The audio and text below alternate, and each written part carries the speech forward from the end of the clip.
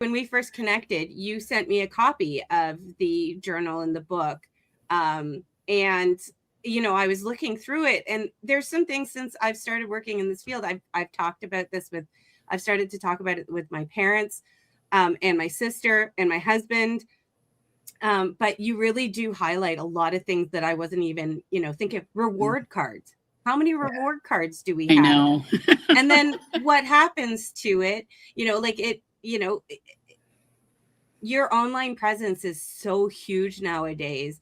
And I mean, you just don't think about all these little things that you might, you know, you might have signed up for something and it's only $5 a month, you know, like Sirius XM.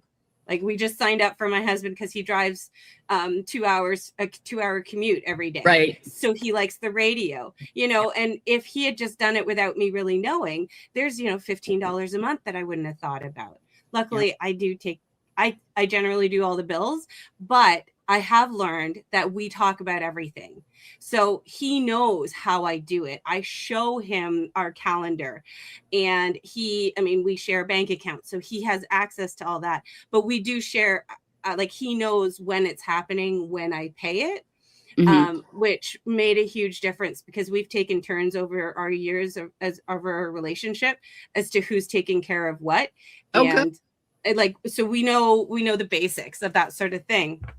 But I mean, if there are some couples or some families who have never spoken about it, you don't think about all the little things. You think, sure, will, POA, house insurance, you know, okay, I have an idea, you know, okay, my parents, they don't have a mortgage and I know what township they live in. So I can find out the information for their property taxes.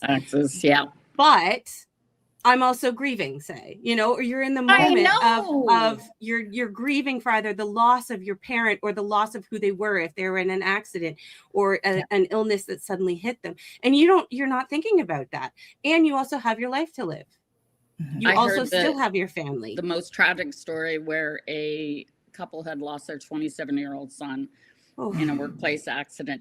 So as a mom, that's the most horrifying thing I can ever imagine. And they had to pay thousands in probate fees to access his finances. They didn't want the money, but it was theirs, right? But because we didn't have any will or anything like that, it was just, and they're grieving, and you're grieving much more. A loss that you shouldn't be expected to have. No, it's not in the natural order of things, right? Right.